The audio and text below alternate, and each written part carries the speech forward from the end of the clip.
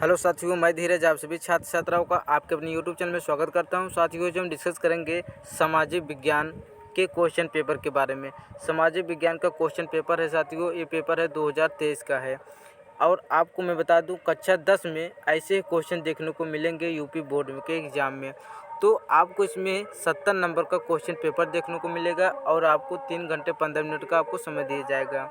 और आपको सभी प्रश्न करना अनिवार्य है, क्योंकि आपको एक भी प्रश्न छोड़ना नहीं है। क्योंकि अगर आप लोग प्रश्न को छोड़ेंगे तो आप लोगों को नंबर कहाँ से मिलेगा। चाहे प्रश्न का आंसर आए या ना आए, लेकिन आपको पूरा प्रश्न करना पड़ेगा।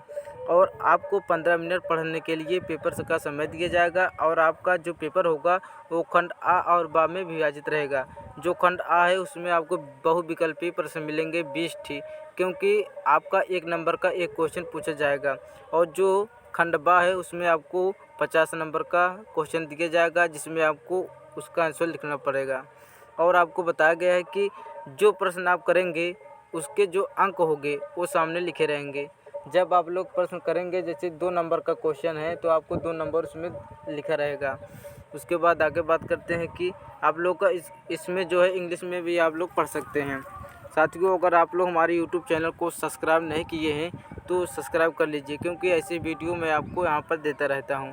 और आप लोग हमारे टेलीग्राम से ज्वाइन हो जाइए, धीरज एजुकेशनल क्लासेस फर्स्ट। ये जो साथियों टेलीग्राम है, यहाँ पर आपको पीडीएफ मिलेगी और यहाँ पर आपको नोट्स दिया जाएगा, वो भी बिल्कुल फ्री में। क्योंकि मैं जानता हूँ आप लोगों का पीडीएफ ज़रूरी है, क्योंकि जब एग्ज़ाम आता है तब आप लोग पीडीएफ का इस्तेमाल करते हैं और आप लोग अच्छे से एग्ज़ाम देते हैं पढ़कर। साथियों, और मैं आपको खंड आ की बात करता हूँ, जिसमें बहुविकल्पीय प्रश्न पूछे जाएंगे, वो भी एक एक नंबर के कितने पूछे जाएंगे, 20 प्रश्न। तो चलिए पहले की बात करते हैं। इसमें पूछा गया है कि निरंकुशवाद का तात्पर्य है। साथियों, आपका 4 प्रश्न ऐसे मिलेगा। ऐसी शासन व्यवस्था जिसमें सत्ता पर, ऐसे करके 4 मिलेगा, जिसमें आपको जो आंसर सही लगेगा उस पर आप लोग आंसर लिख देना। और आप लोग आंसर लिखना नहीं है, ऐसे आपको 1 नंबर में ऐसे दिया गया है 4 ठीक साथियों, जो आंसर सही लगे उस पर आप लोगों को फिल कर देना है। चलिए दूसरा बात करते हैं। पूछा गया है कि उदारवाद से क्या तात्पर्य है। तो उदारवाद से जो तात्पर्य है साथियों, निजी संपत्ति का अभाव राज्य द्वारा, उसके बाद व्यक्ति को स्वतंत्रता, कुछ लोगों के हाथ। जो आंसर सही लगे उस पर आप लोगों का टिक कर देना है। और तीसरा का पूछा गया है साथियों कि जलियांवाला बाग कांड में गोलियां किसने चलाई थी। और चौथा है जर्मनी के एकीकरण में प्रमुख भूमिका किसकी थी। 5 पूछा गया है कि चौरी चौरा कांड कब हुआ था। और 6 पूछा गया है विभिन्न स्तरों पर सत्ता का बंटवारा कहलाता है। 7 है हिंदी किस प्रकार की भाषा है। उसके बाद 8 पूछा गया है संविधान के माध्यम से महिलाओं का प्रतिनिधित्व सुनिश्चित किया गया है। और 9 क्वेश्चन पूछा गया है नेपाल में राजतंत्र की समाप्ति हुई। और 10 पूछा गया है भारत में केंद्र शासित प्रदेशों की संख्या कितनी है। और 11 पूछा गया है कि हरा सोना निम्नलिखित में से कहा जाता है। और 12 है साथियों जलमंडल का कितना प्रतिशत भाग समुद्री जल के रूप में उपलब्ध है। 13 पूछा गया है रबी की फसलों को बोने का समय क्या होता है। और 14 पूछा गया है कौन सा उद्योग चूना पत्थर को कच्चे माल के रूप में प्रयुक्त करता है।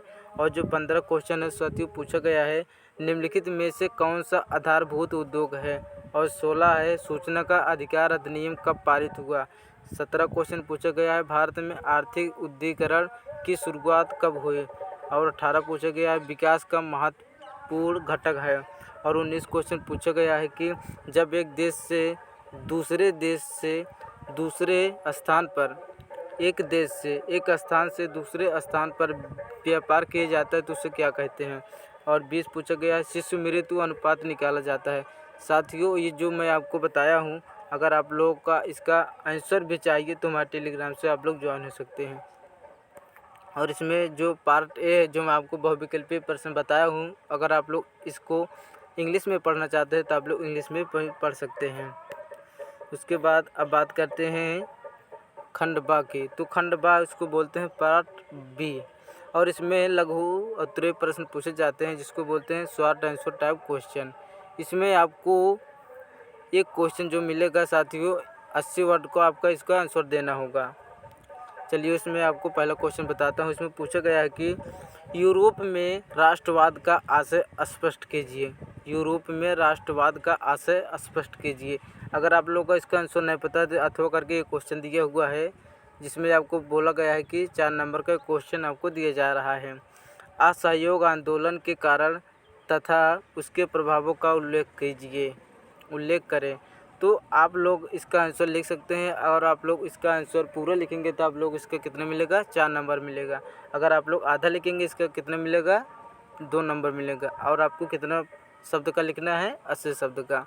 और इसमें सेकंड क्वेश्चन पूछा गया है, गरीबों और बेरोजगारों की बढ़ती संख्या लोकतंत्र की सफलता में बाधक है, स्पष्ट कीजिए। इसमें अगर आप लोग वो नहीं लिख सकते, ये लिख देना, लोकतंत्र एक उत्तरदायी एवं वैध शासन व्यवस्था है, उल्लेख करें। इसका कितना नंबर मिलेगा, 4 नंबर मिलेगा। और अब बात करते हैं 3 की। 3 में पूछा गया है, विदेशी व्यापार से आप क्या समझते हैं। भारत के विदेशी व्यापार की किन्हीं 2 विशेषताओं को बताइए। कितना नंबर मिलेगा, 4 नंबर मिलेगा। और उसको नहीं कर पाते हैं तो आप लोग इसको कर सकते हैं, यदि किसानों को सिंचाई और विपणन सुविधाएं उपलब्ध कराई जाती हैं तो रोजगार और आय में वृद्धि कैसे होगी। अगर आप लोग इसको लिखते हैं कितना नंबर, 4 नंबर दिया जाएगा। चलिए बात करता हूँ नेक्स्ट क्वेश्चन की। पूछा गया है कि वनों की हानि से क्या आशय है, वनों की हानि से होने वाले किन्हीं 3 प्रभावों का उल्लेख कीजिए। अगर ये नहीं लिख सकते तो उसको लिख देना, भूमि संसाधन से आप क्या तात्पर्य है, क्या समझते हैं। भूमि संसाधन से कोई 3 महत्व बताइए। उसके बाद 5वां पूछा गया है, जिसको और ये बात किए देना, वर्णात्मक 2 मतलब इसमें कितने शब्दों को लिखना है, 150 शब्दों में लिखना है। और ये कितने नंबर आपको दिया जाएगा, 6 नंबर का क्वेश्चन रहेगा।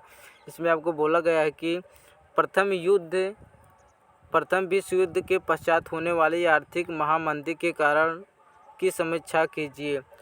अगर इसको नहीं लिख सकते इसको लिख देना, ब्रिटेन वुड्स से समझौते के कारण तथा उद्देश्य का उल्लेख करें। ब्रिटेन वुड्स से ट्विन किसे कहा जाता है, उत्तर लिखिए। और 6 क्वेश्चन पूछा गया, इसमें लास्ट क्वेश्चन है शायद, संघवाद क्या है। भारत की संघात्मक शासन व्यवस्था की प्रमुख विशेषताओं का वर्णन कीजिए। और अगर इसको नहीं लिख सकते तो इसको लिख देना, नारीवाद का क्या अभिप्राय है। भारत की विधायिकाओं में महिलाओं के प्रतिनिधित्व की स्थिति पर प्रकाश डालिए।